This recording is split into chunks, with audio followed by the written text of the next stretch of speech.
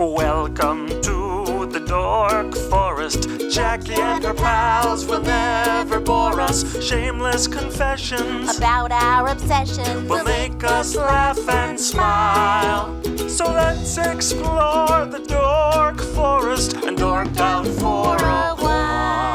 Hello and welcome to the Dork Forest. It's me, Jackie Cation. You know the websites, JackieCation.com, DorkForest.com, TheDorkForest.com if you like a determiner. You can donate to the show using PayPal or Venmo. You go to the websites, you find out where I'm doing stand-up comedy. Rangers of the Dork Forest, I love you dearly, and thank you so much. Feel free to go to Apple, rate and review the show. 5 stars would be great. Let's do the credits. Mike Ruekberg sang and wrote that song that you just heard, and he will be singing at the end, the Mexican Hat Dance. Patrick Brady is going to fix this audio and video, and we thank all the stars for that. Let's get into the show. It's me, Jackie Cation. We're in my garage. And Rangers, you guys, it's Jordan. It's Jordan Morris. And Jordan Morris is part of Jordan Jesse Go. He has a new book out, and he's very entertaining, and you should listen to his podcast, and you should do all the things. You'd probably get his book. It's called Youth Group, and I'm going to actually ask him why it's called that. But it's at Jordan David Morris for all of the your Instagram needs and such. And his dorkdom is hilarious. But actually, I do want to know about Youth Group. What is it about? Is it just essays? No, Youth Group is a graphic novel. It is a YA horror comedy. I know. Oh, I know. You made a face. Interested. It's right. It's the only way I can consume horror is in graphic novel form. Yes, Lock and Key. It's the scariest thing I've ever read. Lock and Key is great. This is not as spooky as that. It's a little more on the comedy side of a horror comedy. And for younger audiences, probably. Yeah, it is a YA book, but I think that adults who like such things will like it in the way that, Buffy is a YA thing or Riverdale is a YA thing. You're talking to me, yes? Yes, I know my audience. Yeah, it is a horror comedy graphic novel. The art is by the great Bowen McGurty, whose work you might recognize from Marvel Comics. Neat. Yeah, it is the story of like goofy teenage exorcists. I myself grew up going to one of these like hip youth groups at church. Do you kind of know this thing where a guy with I've only heard about them in people's acts. Yes. They're a weird phenomenon where like a guy with tattoo sleeves will sit backwards on a chair and tell you about a pretty cool guy named JC who was pretty punk rock, if you ask me. And you sing goofy songs, you play games, and you learn about the Lord. Excellent. But it sounds like a nice way to learn about the Lord. And if the Lord isn't too grumpy or mean, that's a nice Lord. What the heck? Sure, yeah. The Lord doesn't care if you go surfing on a Sunday once in a while, as long as you're giving it up. You gotta work. To JC. You got a work ethic. It's right. Once in a while. And so Youth Group, is it available now? It is available for pre-order now. You can pre-order that. Listen, again, I know my audience. I know who I'm talking to. I'm guessing Dork Forest listeners have a local indie bookstore that they do frequent, so they could pre-order it there, or you can do that at Amazon, Barnes & Noble, bookshop.org. You'll find all that stuff at bit.ly/youthgroupbook. And I know the audience. Y'all know those pre-orders are so important for books. So this sounds like a cool concept. I just think throw $20 at it. What is it? $20, $30? What are we looking at? Softback, $14.99. Guys, it just got 50% off. It just happened. The Dork Forest discount. You don't even enter Dork Forest at checkout. You can. You can. Let's see what happens. Yeah. So, and then you wanted to dork out about, quite honestly, the Mortal Kombat and Street Fighter. Yes. Mortal Kombat. Now, Mortal Kombat and Street Fighter are two versus fight games. Yes, versus fight. How long have you exactly? Yeah. How long have you played them? What are we talking about? Right. So I have been playing these since I was a kid. I have very, very clear memories of going into Lamppost Pizza as a kid over there in Mission Viejo, California, and seeing a Street Fighter 2 machine and just being captivated. This was a time uprights. Yes, uprights. Yeah, Okay. This my love of these games thrived in the arcade. You would put up your quarter when you wanted to play next. You would put it up on the little lip of the game. You would wait in line. Sure. Sometimes an older kid would swear at you. Right, because they didn't want to give it up. But you had a quarter up. So sad, too bad, bro. Mm-hmm. That's the law of the arcade. So we can start with the uprights. This is awesome because that's how I played those games. Okay. No, tell me everything. Yeah, what was your arcade game growing up? What was your local arcade? Where did you play? Where did you play uprights? Oh, I'm 100 years old. We didn't have arcades until they were invented in 1980 and 1979. And then I took a class at school called biking and bowling. Uh-huh. And I thought it was like polo where we would bowl from the bike, but nope. And I had to borrow a bike to do it. But we biked to the bowling alley, would bowl, and then bike back to school. Oh, and cool. because South Milwaukee, Wisconsin, several bowling alleys. And but you don't say. They had you don't say. And they had and that's when I became addicted to arcade games. And then Mortal Kombat, of course, introduced more. We're talking late I think it was early 90s, right? That's the genesis of the first Mortal Kombat game. Yeah, I think forget. I'm gonna go off the dome here. I think Mortal Kombat 1993. We can cross check that. That's a great guess. First one. So 93, you were a baby. So 92. Nice work. 92. Nice close. So I was 10 when it came out. Yeah. Okay. And it was amazing. It was a 5-button configuration. Yes, you got high punch, low punch, high kick, low kick, block. A lot of the sweeping of the joystick, and then the button memorization. Yep. It harkened back to a very mediocre game that was gorgeous called Dragon's Lair. From the early 80s. It was right. It was like a Dragon's Lair that was fun to play. Yes, because Dragon's Lair entirely memorization and gorgeous. Oh, totally. Don Bluth fun. Animated Dragon's Lair. Laserdisc. Amazing. Yes. Who cares? Yes, you can play it at home on your Laserdisc player. Right. Well, but it was too. Yeah, it was just it. But Mortal Kombat was all you had to remember. You had to memorize the muscle memory. But it was an amazing. And the final. Oh, yeah, the fatalities. Yeah, I remember that stuff with regards to the memorization. Yeah, a lot of button inputs. Later in the series, you're going to get combos. That's a whole other thing to remember. And I think it was a very early internet thing where you could print them out from the internet. We didn't have the internet till kind of late, but other kids would do this. They would print it out on that paper where you would rip off the sides. Do you know what I'm talking about? That printer paper where you would rip off. For some reason, car rental places are the only places still using dot matrix. Yes. Right. Yeah, exactly. I don't even know where they're getting the paper, quite honestly. So you would have kids come to the pizza place, come to the arcade with printed out dot matrix sheets of all the moves, all the fatalities. And I don't know. It was fun. And there were all these legends surrounding the game, like secret characters that may or may not have been in there.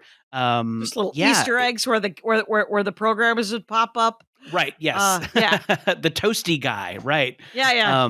It was so full of fun little things like that. And because we were in a very early age of the internet, it could all kind of be urban legend and, it was kind of this, a little oral history. You would learn from the kids at the arcade how to do the fatalities. Right. I don't even remember those kids' names, but I spent more time with more 12-year-old boys when I was a 12-year-old girl, just literally just trying to find money to play.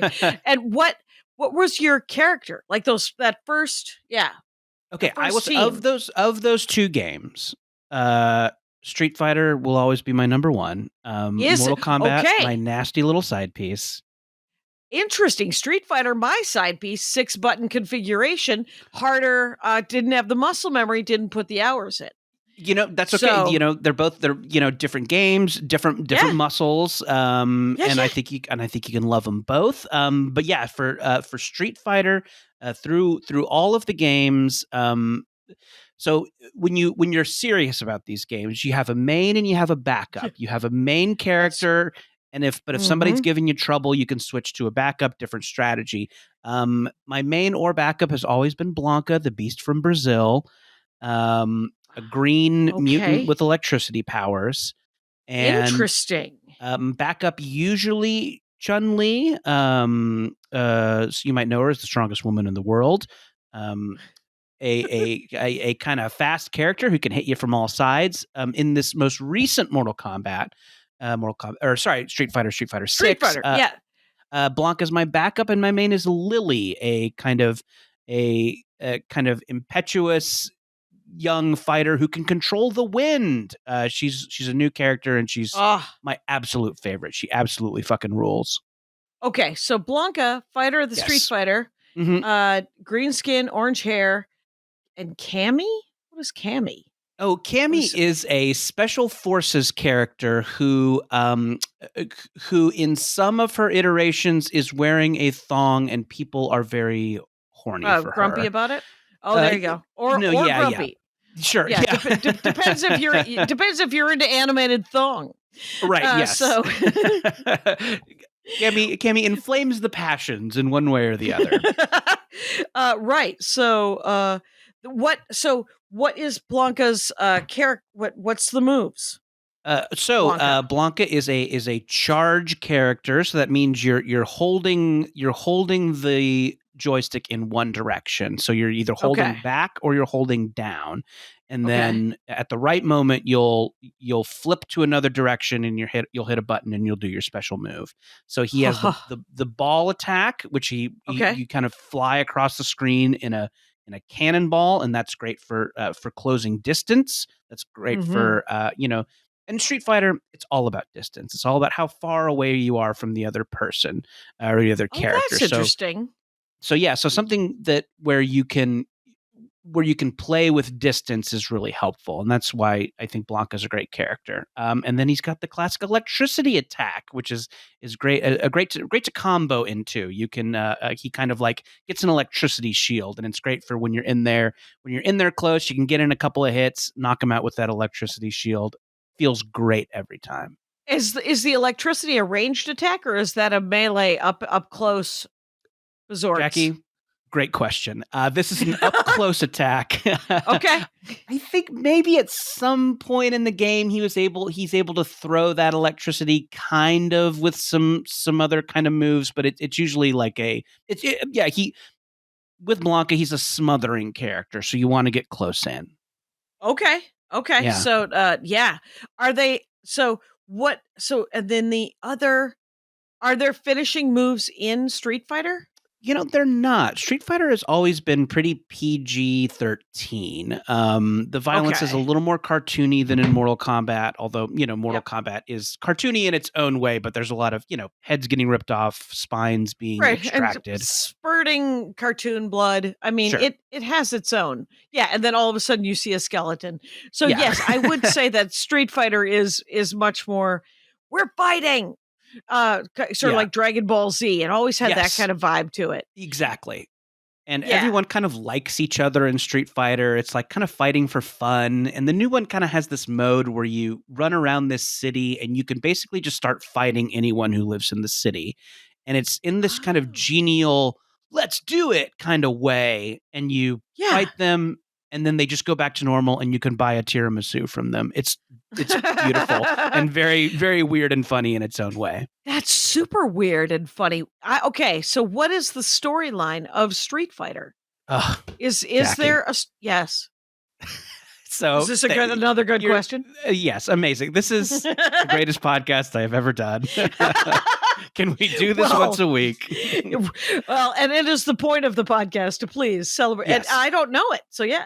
So with these games, Street Fighter and Mortal Kombat, they've both been around, kind of along this around the same times, Mortal Kombat has had more sequels, but they each, pretty regularly come out with sequels. And instead of just like ignoring the story or saying the story is every year there's a fighting tournament and people fight, they've all just doubled down on their lore. Everyone wants revenge on everyone else. There's multiverse stuff happening. Street Fighter had a robotic moon, I believe, that was going to destroy the Earth at one point. Mortal Kombat completely reset their timeline, and one of the characters is God, and he is trying to remake the universe, but people from the old timeline are coming back to try and destroy him. It's crazier than any DC comic. It is like, right. Did you see the Mortal Kombat where they fought the Superman? It was Mortal Kombat fights all the DC characters. Yeah, I really liked that game. I mean, these are two of my dorkdoms. Fighting each other is obviously so much fun. It was magical. You were just like, magical. I don't know who to root for on this thing, but it's going to be Sub-Zero right now. Yeah, and I want him to rip Superman's spine out. They didn't have the fatalities in that one, but they didn't have the fatalities in that one. And Wonder Woman, it was her lasso was more of a weapon than a truth sayer. Right. Yeah. And so what? So in Street Fighter. The story. What is that universe? Is that universe just a universe with fighters, and they're just And so there's the like underlying ongoing story. There's always a like shadowy organization that is using the fighting tournament to do something evil. Oh, right. Shadow Law. So I've heard it pronounced. The first couple games, you got M. Bison. He's the master of that. And God, what? I don't know what. You control the world, I guess. But they each have kind of different. And it all kind of goes back to, there's a new secret organization. For a while, it was called Sin, and they were using the tournament to scan everyone's bodies and use those bodies to put into this AI fighter named Seth, who had everyone's powers. So, and this new one, this new one has kind of a weird, like, fracking plot where there's this guy named JP who is this gentleman in a cape who has taken over this third world country and is poisoning the environment. It's so hard to keep track of, but I love that they do it. I love that they do it. That's amazing that they do it. I just, I did weed off slightly just to do, the Street Fighter storyline is relatively deep and nuanced as far as fighting games go. Major themes recur through the series, such as righteous vengeance. Right. Grappling to balance power with dark and destructive impulses, and outright malicious megalomania. That I love. Megalomania. Yeah. They're just like, beware megalomania. We will fight it. It's an issue. It's an issue. Here's something I love too, is that both series now have characters who are divorced. Like, these games have been around so long and their audiences have grown up so much that now the characters are getting divorces. It's such a wild thing. Two of the Street Fighters were married. So in Mortal Kombat, at one point, Johnny Cage and Sonya were married, and they had a daughter, Cassie Cage, who was also a fighter.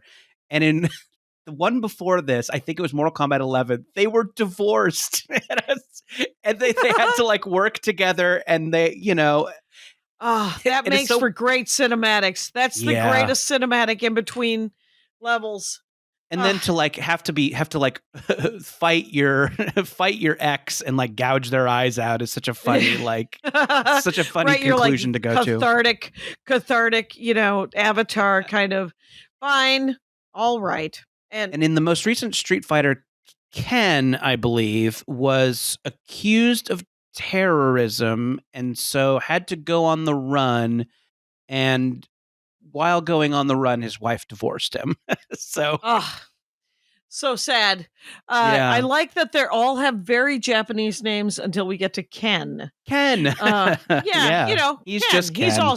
He's just Ken. I saw the Barbie movie. I get it. Sure. That's hilarious. Wait, so when you were playing Mortal Kombat in the arcades, who was your main?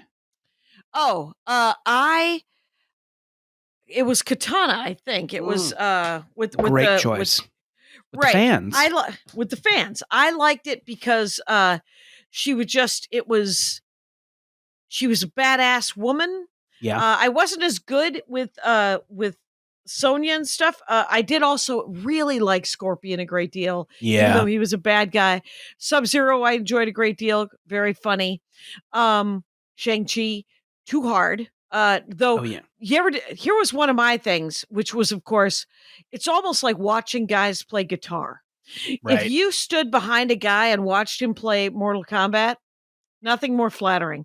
Nothing more flattering to a young man. And watch this, babe. Watch this, babe. I'm gonna get a 5-hit combo, babe. Right. So probably in '96, it was right before. I think there was It was Ultimate Mortal Kombat. Was one of the last uprights that I doubled down on and committed to. But it was when Nightwolf. Oh, Nightwolf was introduced. Yeah, Nightwolf was a cool character. With the Phantom Tomahawk that would come in green. Yeah. There's an alternate universe where Jackie Cation gets a tattoo of Nightwolf on her shin. Oh my gosh, it can still happen. It can still happen, Jackie. And then I become an organic farmer and I meet a nice woman named Elizabeth. And maybe open up a used bookstore together. Oh my God. And we play pickleball on the weekends. It's amazing. This Sounds alternate like a dream. universe. It all starts with a Nightwolf tattoo. It does start with the Nightwolf tattoo. But it's so interesting because these characters that were in this game, I literally, when the movie came out, and did you see the Mortal Kombat movie? Yeah, so I saw the first Mortal Kombat movie in theaters and totally loved it, but wondered why there weren't fatalities. Because it's a PG-13. You got to get the kids. Yeah, they didn't want to go there. But it was disappointing. But Liu Kang finally doing the bicycle kick. I saw it opening night. Oh, cool. I had just played and watched some amazing Mortal Kombat at the theater at the Mall of America. Oh, right. I mean, back in the day, you could always count on a movie theater to have a couple of arcade games. So yeah, I guess in that time you could have gone to see Mortal Kombat, played Mortal Kombat in the lobby, and then gone into the movie. And what a night! What a magical night! It was a magical night, but there was an arcade that was separate. It was in between the Hooters and the movie theater. And it was an amazing arcade. And so all of us, literally, the arcade emptied. We all went. And you all went into the movie? Midnight. And we just sat there and just the buzz. It was it had like a Star Wars vibe to it. It had a Marvel vibe. It had that. And it was early days of that, right? Because I forget when it came out. But we enjoyed that movie as a group, I think, more than you could imagine. Yeah. I mean, we had a couple of disappointing video game movies, right? Before that, like the well-documented fiasco that was the Super Mario movie with John Hoskins and John Leguizamo. Or Bob Hoskins, and John Leguizamo. It was an effort. An effort was made. They the took new a Mario swing. movie. They took a swing and they failed. Yes. But the new Mario movie actually kind of stuck the landing, I thought. Yeah, I thought it was the new Mario movie. It was neat. It's gorgeous. It's so fun to look at. I think, like pretty down the middle story, no surprises there, but like the second to second visuals, so much fun to look at. Right. And then there was, of course, a nice backstory with their parents. And that was literally the thing that I was like, oh, good for you. Yeah. Because it could have just been whatever it was, right? Right. Right. They could have dropped the ball. But that first Mario did not really work. Yeah. Yeah. So I think the fact that the Mortal Kombat movie kind of was a little closer to what we all wanted was pretty cool at the time. So Highlander. He was right. Christopher Lambert was Raiden. Yes. Yeah. And then, of course, he wasn't in the second one. I happen to own the Mortal Kombat movie. Okay, DVD. so I have not seen Mortal Kombat: Annihilation. No, I tried to. I had to because it pops up. Yeah, sure. It's yeah. It'll come up on a Tubi or a Pluto every now and then. And I try. I think about watching it sometimes. I should. I mean, after there's anyway. But yes, the first Mortal Kombat movie is quite good. You own it on physical media, you say? I do, just because one day they'll try to take it away from me. Of course, they won't be able to. They take everything away. Nope, That's your it. DVD. That's it. You own that. It's my DVD. I spent $14.99. I got that kind of cash sitting around. You walked and I into have a that kind Tower of space. Records. And yes, and so, but it was Christopher Lambert, and he really it was great casting, is what it was. It sure was. And yeah, and I forget the name of the actor, but the actor who was Sonya was also in Billy Madison, which was like a huge one for me too. So like the fact that Billy Madison's girlfriend is also Sonya was such a mind blower to me at the time. There's so many of those when you first notice different actors playing different, like the woman who plays Nebula is also Ruby Roundhouse in the new Jumanji series. Right. Yeah, she's great in both those. That is yeah. And her name is Kieran Gillen, which is almost exactly the same name as a comic book writer that I thoroughly enjoy. Oh, right. Yeah. Yeah, a comparable. It's just a weird crossover of nerd. It kind of is magic. She is like the underappreciated, like low-key best Marvel actor, I think. I think that character and that performance is so good. That character, it could be expanded so easily. Oh, totally. It'd be like giving her own book and giving her own movie would be great.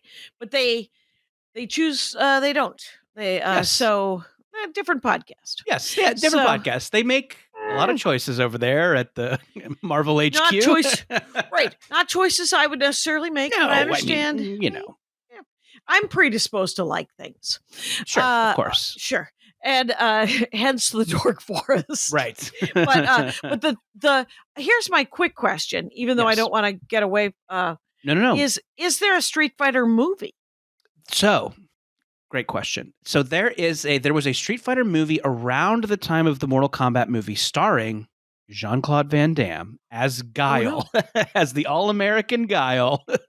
Muscles from Brussels himself was, and that was accent and all. He never tries to hide it, to his credit. Yeah, that had some fun casting too. So it is notorious for being the final performance of Raul Julia as M. Bison, and he is going for it, and he is great. I think that the movie is pretty widely regarded as bad. I have not seen it since I was a kid, but I think what's it called? Is it called Street Fighter? It's just called Street Fighter, and Street Fighter. I'll see that. Street Fighter. I think it was Street Fighter : the movie. Oh, fair enough. Back when they were still doing : the movie. They tried that. They ran that up the flagpole a couple of times. Yeah. But Jean-Claude Van Damme and and it was just okay. Yeah, I think I saw it in a time before I could recognize a movie being bad. You know that time when you're a kid where you just kind of like being at the movies and all movies are good? Speaking of a magical time, yes. I just did a podcast with some gentlemen who, one guy said that his favorite movies were the prequels to Star Wars. Right. And I said that is only okay if when the first one came out, you were 11. And he said, I was 11. And I said, yeah, then there's no reason for them not to be your favorites. Of course, if you're 11. I was 11 when the first Star Wars, when 4 came out, A New Hope. And so, yes, it is also, by the way, when rewatching it, just okay. Like if I were to watch it for the first time now, I'd be like, I see what you're doing. And I enjoy this, but it's not. Sure. And the acting's a little all over the place. Right. I would, of course, still enjoy it because I like a space cowboy show. Oh, sure. Yeah, I'm made of stone. Yeah, so I would be interested to watch both Street Fighter and Mortal Kombat now as an adult. I bet you the Mortal Kombat holds up a little bit better. I bet it's kind of like more rooted in the kind of kung fu movies that inspired the game. Yeah.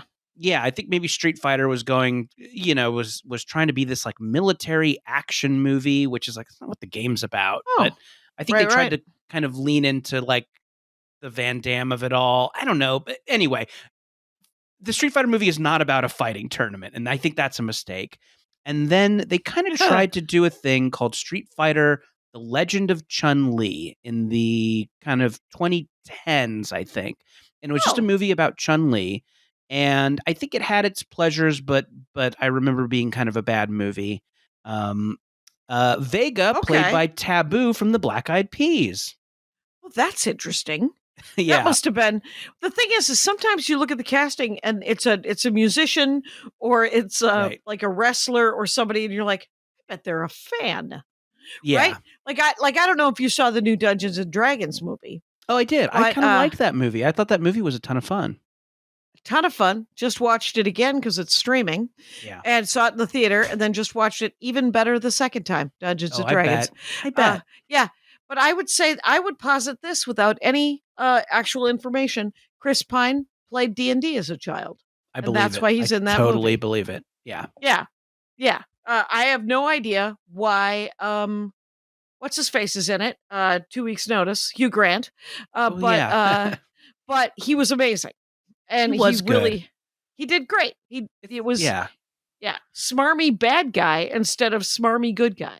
Sure. So yeah, we're kind of in an era of like Hugh Grant as big character wacko, and I kind of love it. He was so great in that Paddington movie. I have been recently Paddington pilled, and now I'm all about those movies. And he was great in that, and kind of looking forward to seeing him as an Oompa Loompa. I know, even though I'm sure everybody who's really short is like, hey, assholes, we could have used some work. Sure. You don't need to CGI me. Right. There are people who are this height. Right. I would also like to get some residuals going. Yes, an excellent point. But yeah, he is so funny and weird in that Dungeons and Dragons movie, and I kind of loved it. I loved I thought the emotional stuff with Michelle Rodriguez really worked. The kind of plot about whether or not to like bring her back, and I don't know. That movie was just such a nice surprise. Right, because it could have. I would have liked it anyway. It was better than it had any need or right to Absolutely. be. Yeah, you're right. And right. I will always watch that movie, it turns out. Hey, let's take a break and find out if there's an ad, you guys. I hope there is. Was there? Did it happen? Who can tell? So here's the scoop. I am with Jordan Morris, and Jordan Morris has a new graphic novel out, or that you could pre-order it right now. Pre-order it out next year, but pre-orders up now. Bits.ly. Out in 24, you guys. There you go. It's going to be a good year for reading. It's called Youth Group. You can pre-order it, and it's bit.ly what? /youth group book. There we go. And if you just follow him, I'm sure he will announce it again at Jordan David Morris on all of the things. Yes. So, the Instagram. He also has a podcast. Specifically, he also has a podcast called Jordan Jesse Go, which is a delight. So you could probably go to jordanmorris.net too, right? Oh yeah, all that stuff's up there. jordanmorris.net. You'll find the podcast. You'll find book pre-order links. All of it. jordanmorris.net. It'll all be a fun be there. place to be. And I will be in the notes, Rangers. We're discussing Mortal Kombat and Street Fighter. Talk to me more about. So if I were to go to now, you went from the uprights to do console, right? Yes. You play console as well. So yeah, the game, the home versions of the game were available for the Super Nintendo and the Sega Genesis. I think I got mine on the Sega Genesis. I was a Sega kid. Awesome. And that was a little wonky because, so as you mentioned, 6 buttons to play Street Fighter. The Genesis controller only had 3, so you could either buy a new controller, which is prohibitive to kids who don't have money, right. But so their fix was 3 buttons, and if you wanted to switch from punches to kicks, you had to push start. And first of all, that messes up combos like you wouldn't believe, but also makes it so you can't pause the game. Oh God. Oh my God. So you're in and your mom's calling you to come to dinner and you're like, and I don't know how many times I've yelled this while I did childcare. Just pause it. Pause it. Eat. Just pause it. Go back. Yeah. But you can't with Street Fighter. Mom, you just can't. Either get me the 6-button controller or just accept that I can't leave the game at a moment's notice. I'm going to be another 7 minutes. I'm so sorry. And 7 minutes is actually going to matter when she's plating food. Of course. So that's a drag. What a drag. That's unfortunate. Was it for the Sega Genesis? Yeah. Sega Genesis, yes. But yeah, obviously as home consoles continued, so did the Street Fighter games. And I think the one where I became kind of like serious about it, where I'm like, ooh, maybe I'm gonna like get good at this. Street Fighter Alpha 2 for the PlayStation, and that one was where I like drilled down and started to like practice. I treat it like a sport, like a sport that gets you beat up. Because you're just fighting. It's its own game, right? You're not online battling, right? Not at that point, level. No. At that point, now you can fight shitty teens from around the world, but at that point you were still fighting either the computer. And what was or that one called? The Street Fighter Alpha one? 2 was one of my favorites. Yeah, 2. There we go. And it was. I love the idea of the first PlayStation and just really doubling down on it and going, because that's what it's always been. When you get a new console or when you go from a game where it's an upright to a console game, you have to put in the time. Oh yeah, get sure. the muscle memory to do the controls. Oh yeah, absolutely. And yeah, it's one of the reasons why I never we own all of the consoles. Yeah. Because Andy's a game designer. He worked at Sega Genesis. Oh, cool. Wow. And he has a coat that he has a jacket, a Sega coat that he has been offered cash as he walks around. I'm sure. Yeah, just by men his own age. There's Sega freaks out there. Yeah, I like that he won't part with it. That's really like, no, that's really cool. Any part of it. Yeah, I just want any part of you. I think that finally the hook, where the tag is, and then there's usually a loop that broke. And with it, a little piece of his heart. Oh my gosh. We had to get that sewed up. That's good. Right yeah, no, keep that Sega jacket alive as long as you can. That's really special. Do that real nice. And do you play a lot of games at home, or you don't so much? I don't. During lockdown we both got Switches, and I did some Animal Crossing. Nice. And then lockdown went away, and now there's cockroaches all over my island, and I'm offended that they would put cockroaches on my island. And so I've never gone back to the Switch.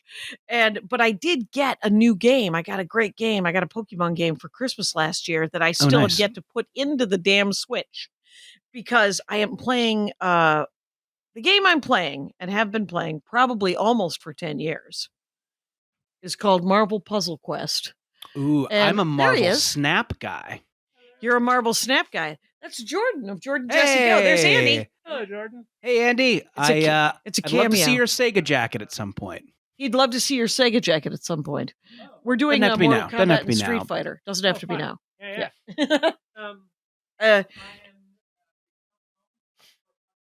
Yes. Okay. I've been alerted as to the next moves of my family.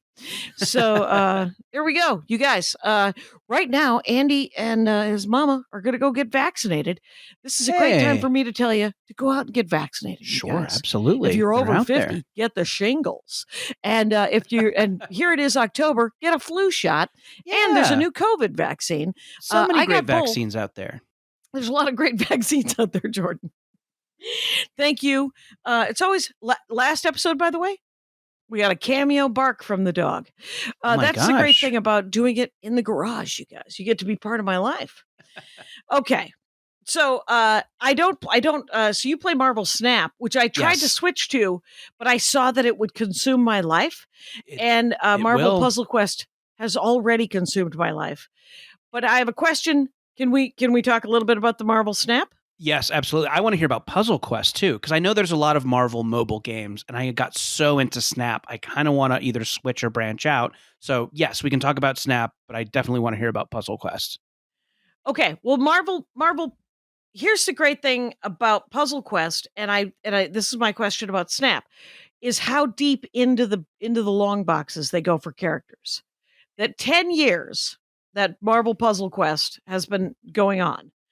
And Snap, I think, is about 3 years old. And are they constantly introducing new characters? They are. And to answer your question about how deep into the long box, pretty deep. There's a Lockjaw, Moon Girl, and Devil Dinosaur are very important to my decks. Oh, yeah. Oh yeah, you're doing I love a Lockjaw. A Lockjaw is great. And how do the actions play out in a Marvel Snap? Is there an animatronic? What's the Yeah, so it is a card game that I think is a lot like Magic the Gathering. Something I never really played, but I think it is a simplified version of Magic the Gathering that can be played. You can play around. I think it was explicitly designed to play on the toilet because that is about how long it takes to play around. It seems good for them. Yeah, it seems like just a too close a coincidence. So it's kind of putting down cards with different powers. So Spidey has a power. Magneto can drag other cards over to his area. Colossus can't be destroyed. Each card has a power that kind of is related to the character. Captain America powers up all the other cards. You're playing a small team. Are you playing a team of 3? You have how big is your deck? Your deck is 8 cards. Eight. Okay. I think maybe between 8 and 10 cards. And so and I think ideally this deck that you're creating, the cards kind of help each other. So my deck is very built around Moon Girl and Devil Dinosaur. So Devil Dinosaur gets more powerful based on how many cards are in your hand, and Moon Girl duplicates your hand. So if you can get her to duplicate your hand and then drop the Devil Dinosaur, he'll be very powerful. I can't express to you how smart Moon Girl is. She's just a genius, you guys. She might be the smartest person. A child genius. I think she lapped somehow the Fantastic Mr. Fantastic as far as she superseded him as the smartest person in the Marvel universe. And she's 11, you guys. Yeah. So that's her.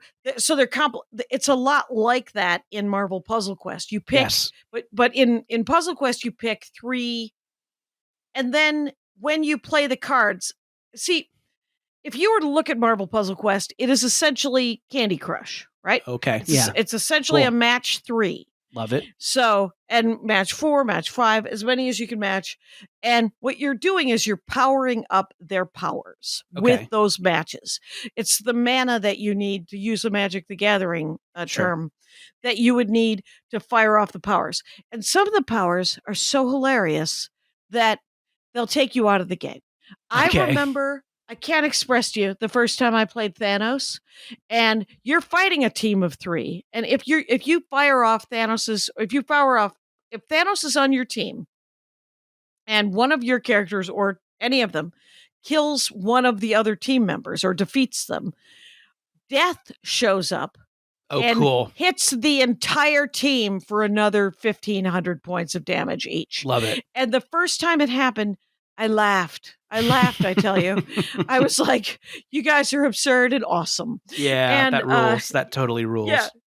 And Lockjaw will summon he'll summon other teams. He'll summon the rest of the Pet Avengers will show up. Oh, nice. All of a sudden Throg will show up with his tiny hammer. And God. All the different. That's a great pull.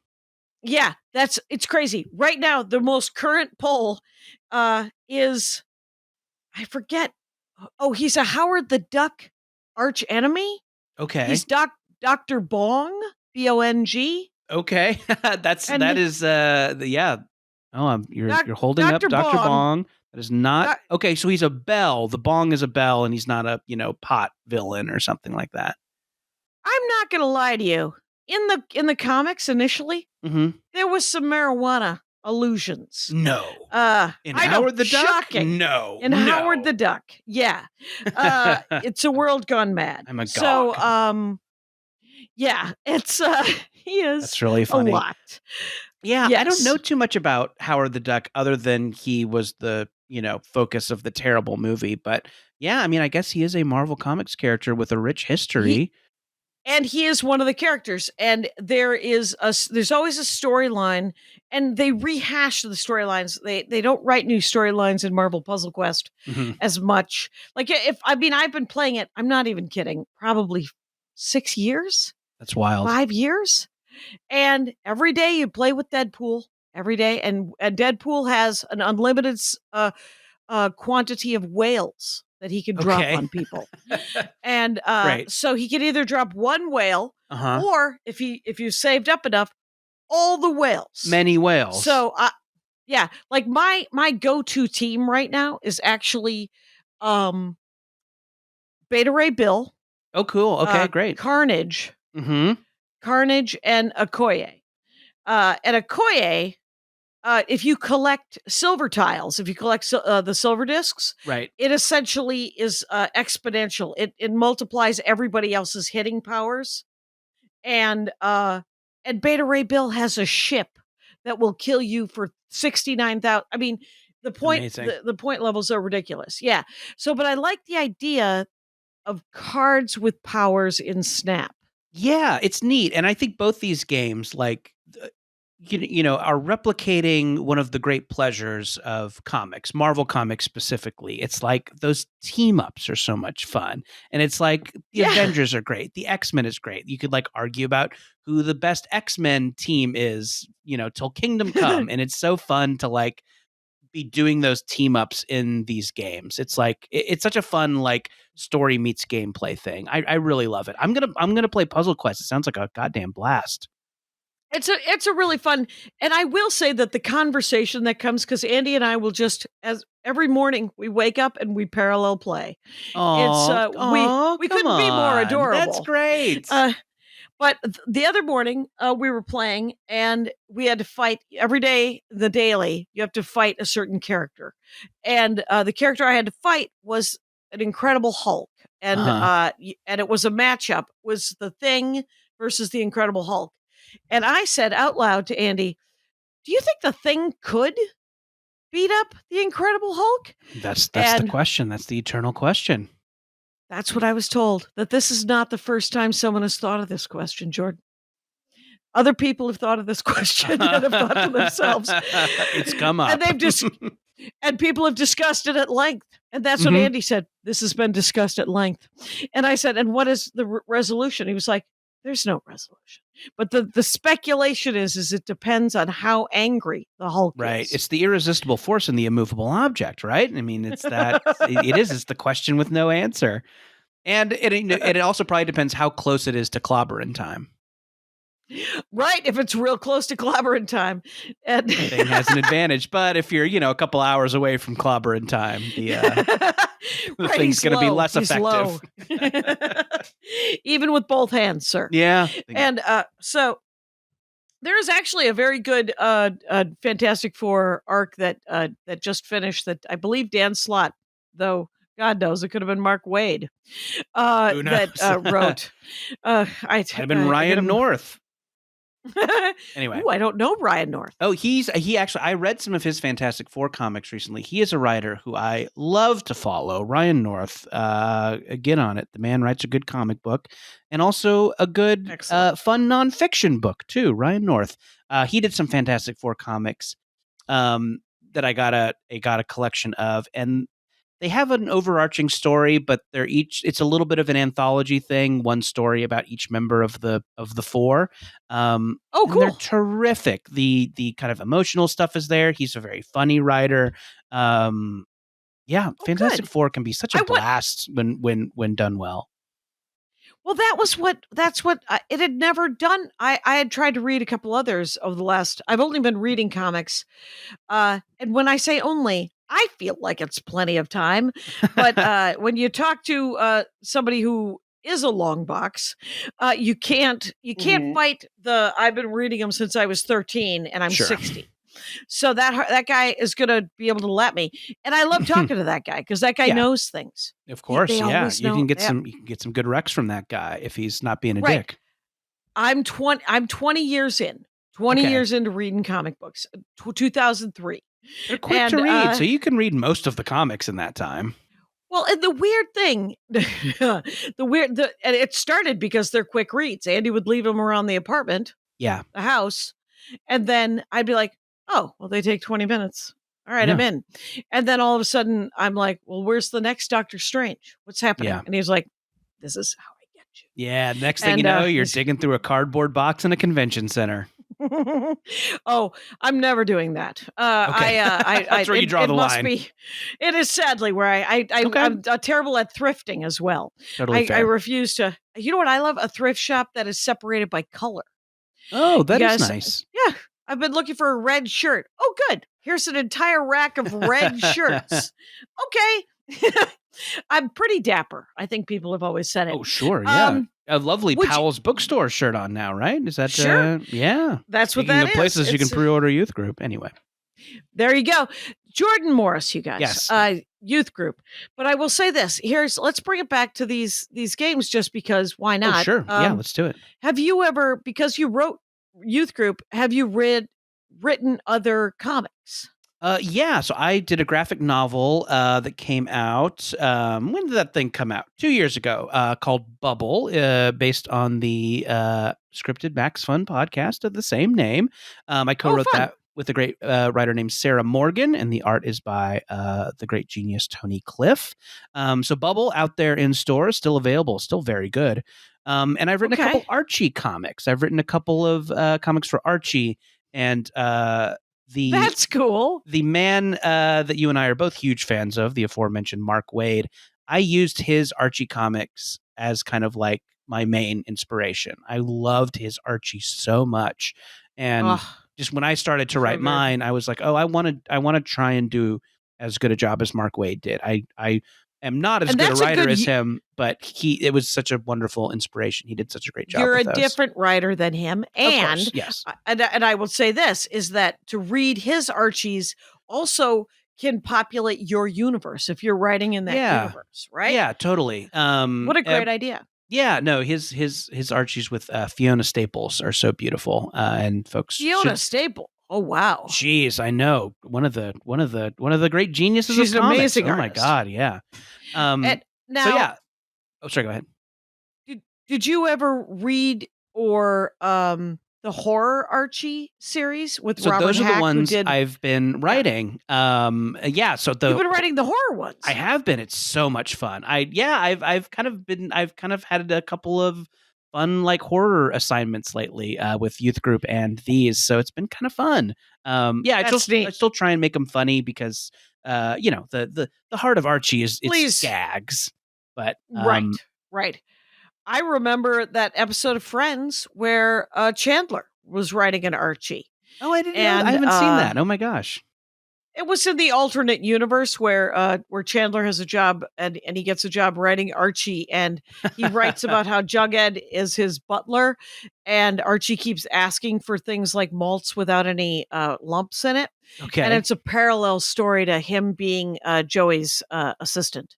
Oh, wow. Because he is on General Hospital or Days of Our Lives or something. Anyway, other episodes of the Dork Forest, you guys. Robert Hack, artist who has done a lot of those Archie horror covers, did a Doctor Who episode about Doctor Who, and there is a Friends episode that was just recorded. Very exciting. If you're into the there's always a crossover. Is what I'm saying. I know the snippets of things that I know are usually from a previous Dork Forest. So I bet this is this show is a good way to get like a baseline knowledge for a lot of different weird fandoms. I knew how to play cricket for an hour and a half after that episode. Oh my god. Yeah. And just did an Australian rules football episode with Will Anderson and learned more about Australian rules football. Okay, so here's why I started this question, which was, have you ever wanted to write a comic in one of those universes, like a Mortal Kombat or a Street Fighter? Yeah, boy, hey, if anybody's listening, from the world of Street Fighter or Mortal Kombat publishing, I've got pitches for you. I would, yeah, that would be really fun. They're such fun, wacky, rich worlds, and yeah, like we've talked about, they have such bonkers. Those universes are big. Continuity. Yeah. So yes, I would love to. I've even thought seriously about it. I've never had any kind of contact over there, but I've got some ideas. Have you ever DM'd, like dungeon mastered or game mastered any sort of tabletop games? Here's the thing. I've only played Dungeons and Dragons once on Brian Posehn's podcast. Okay. All right. It is my great blind spot for kind of nerd stuff. I haven't done any kind of tabletop RPGs. I would love to. It seems so fun, but has not. To tell you the truth, the nerd universe keeps us expanding, much like the actual universe, you guys. Sure, yeah. And there's no way to get to all corners. You can't do it. There's things that I love, and I'm never going to see all of them. And it's very sad because everyone would like me to see all of them. But I can't do it. I will say this. Andy has a tabletop role-playing game, my husband, my fella, that's called The Hero Instant. Mm-hmm. And and it's free. If you were to want to go look at it, you do is you make superhero characters with any power, absolutely any power that you've ever wanted. I play, I'm in 2 games, one where I play Mrs. Kravitz, the meddler, and she has psychic powers, and she is also in HR. So that is one of my characters. And the other one I play is Dr. Quetzalcoatl, who is accidentally, as a white lady, picked up the wrong ornament, like a talisman at a dig in Central America. It happens. And everyone's mad at me. But I'm trying to use my powers cultural appropriation. Yes. And so those are my 2 characters in the Hero Instant. So if you go to theheroinstant.com, which by the way is spelled heroin, it's a real unfortunate that he didn't notice that. But theheroinstant.com, super fun. So what are the 2 current games that are you playing currently? Yeah, so Street Fighter, Mortal Kombat and Street Fighter? So Street Fighter 6 came out earlier this year, and Mortal Kombat, because their continuity is so wacky, the most recent game in the series is called Mortal Kombat 1. They're just calling it Mortal Kombat 1 because the universe was destroyed and then remade by their god character. So I'm actually playing both of them right now. Mortal Kombat is delightfully bonkers. But I think the Street Fighter game is a masterpiece. I think the Street Fighter game is like one of the best games they've ever made, and like truly maybe one of the great games of this generation. Yeah, it's really good. Oh, that's so great. That is really cool. Is it, because it's still a versus game, right? It's still, you pick your character. Yep. And yeah, like I was talking about earlier, they have this kind of quest mode that is pretty fluffy, but really, really fun, where you kind of create this character, much like you've done with your HR psychic. Yeah. You dress them up and you kind of run around this city where everyone is just down to fight at any time. DTF, down to fight. Okay. And you and you kind of fight that way, and you level up, and you kind of uncover this wacky plot they have going on. And you study under various masters, so you can like pick Chun-Li as your master and then like study her technique and then level up her moves. So it's really fun. It's definitely kind of like fluffy and kind of charmingly janky. It sounds like 2 different games. It kind of is. They use the guts of the game to kind of create these different experiences, which is really cool. So I think if you are a more casual player and you just kind of want to run around this city and dress up and, fight random pizza guys, you can. But if you want to go really deep into the game and, fight all the shittiest teenagers from around the world, you can do that too, which I think is part of what's so cool about the game. Street Fighter 6 is really awesome. And you're picking characters, right? You're picking existing characters, right? Yes, yeah. So it's a lot of the old favorites that you would recognize, from those days at the pizza place. Ken, Ryu, Chun-Li, Guile, Blanca. The gang's all here, and then some new ones like this character Lily that I'm just loving right now. So yeah. Right. Wind powers. Wind powers. Is that a ranged attack or is that melee as well? Is that up close? Great question, Jackie. She's also a smothering character. So she, like Blanca, has a lot of attacks that you can use to close the gap. So it's all about kind of distance and kind of playing with how far away you are from the opponent. And yeah, she's such a fun character for that. They've given her a lot of really cool like dives and like she can kind of use the wind to kind of like fly forward. So it's really fun to play with positioning with her. And then she has this really cool, like super powerful grab attack. So if you can use the wind powers to kind of get in close, you can use this super powered grab and just do this like devastating body slam. And it's so much fun when it works. Oh, the satisfaction alone of just hearing about it is amazing. I know. There's a satisfaction in those versus games. I remember just sweating and being happy when they were over. Yeah. They can be kind of stressful too. Yeah. Right. Especially if you cannot, get that combo. Yeah. I know. Jordan Morris, this has been a freaking delight. Oh my gosh. Thank you. So much fun. Yeah. It's been an hour. We're doing it. We did another Dork Forest, and this one was with Jordan Morris, you guys. Jordan Morris of Jordan Jesse Go.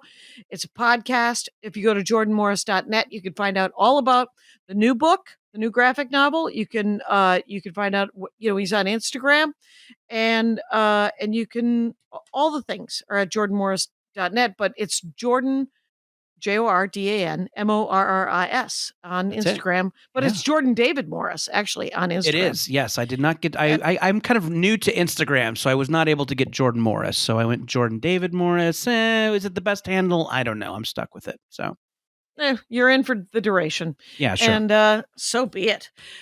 Rangers, this has been a delight. You know the rules out there. Take care of each other. Hi, Adal. How was the show?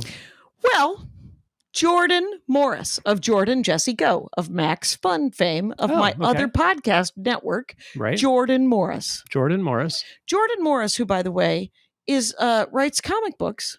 Really? Right now, he's got a deal with Archie. He's writing a couple of those Archie horror books. Oh, really? Okay. Kind of exciting. Yeah, that's exciting. And he's got available for pre-order a YA horror graphic novel called Youth Group. Oh. And it's about young, I think, demon hunters. Okay. And sure. So, yeah. Because, it's a children's crusade again. Why not? Send them out. They might as well fight the good teenagers fight. Because no, we can't handle them at home. No. Well, but if you go to jordanmorris.net, you will find out more than enough about his podcast and his person. Not his person. And the interesting sounding graphic novels. And and he's got other graphic novels too. It's a great episode. Guess what he talked about? Ooh, what? Mortal Kombat and Street Fighter. Ooh, some of your favorites. I like a versus. You do. I enjoy a versus video game. He played the uprights. Yep. He does not own Mortal Kombat the movie like I do. Oh, right. Or we do when we got married. You got half of that disc. I got half that disc. And he's currently playing Street Fighter 6, which he thinks is one of the greatest games ever made, which is interesting. Okay. Yep. He said that there is an open world angle to it that is kind of dumb, but kind of fun. Doesn't make any sense. No. Like you can wander around as your character fighting like you could fight anyone.